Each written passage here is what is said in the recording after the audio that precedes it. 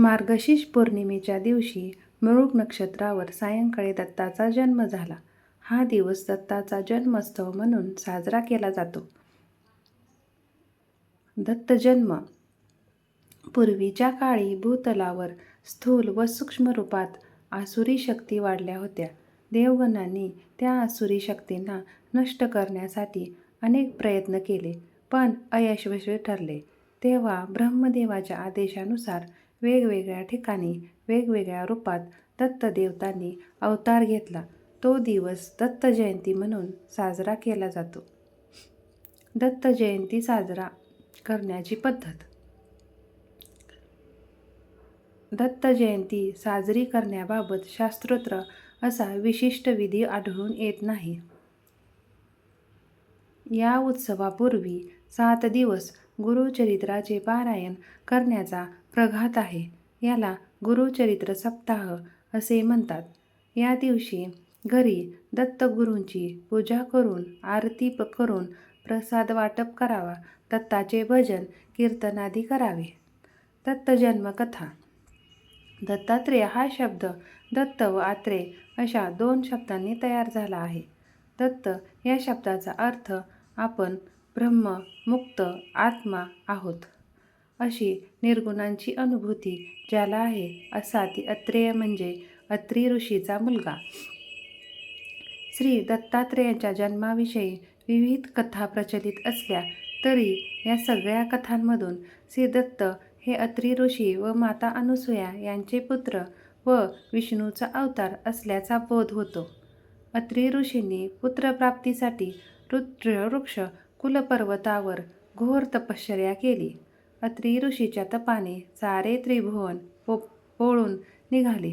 या प्रखर तपाने संतुष्ट होऊन ब्रह्मा, विष्णू, महेश हे तिन्ही देव प्रकट झाले आणि त्यांनी ऋषींना तपाचे कारण विचारले. अत्री ऋषींनी त्यांना विनवले की आपण माझ्या उदरी पुत्ररूपाने जन्म घ्यावा. तेव्हा तिन्ही देवांनी त्यांच्या विनंतीला मान दिला. देवत्रयीच्या आशीर्वादाने अनुक्रमे ब्रह्मापासून सोम म्हणजे चंद्र, विष्णूपासून दत्त आणि शिवापासून दुर्वास हे 3 पुत्र अनुसूयेच्या उदरी जन्माला आले. श्री दत्त जन्माची एक कथा ब्राह्मण पुराणात उल्लेखित आहे. अत्री ऋषींनी ब्रह्मा, विष्णू, महेश यांची पुत्रप्राप्तीसाठी आराधना केली असताना त्यांनी एक रूपवती कन्या प्राप्तीची ही इच्छा दर्शवली. देवांच्या आशीर्वादाने दत्तात्रेय, सोम, दुर्वास हे 3 पुत्र आणि शुभात्रेयी नावाची कन्या अत्री ऋषींना प्राप्त झाली. याच सोबत दत्तात्रेयांच्या जन्माची आणखी एक कथा प्रसिद्ध आहे की राहूने सूर्याला ग्रस्त केले असता सर्व पृथ्वी अंधकारमय झाली. अत्री ऋषींनी सूर्याला राहूच्या मगरमिठीतून सोडवले आणि पुन्हा पृथ्वी प्रकाशमान केली. अत्री ऋषींच्या या कामगिरीमुळे शिव व विष्णू यांनी अनुक्रमे दुर्वास आणि दत्त यांच्या रूपाने अत्रीच्या घरी जन्म घेतला.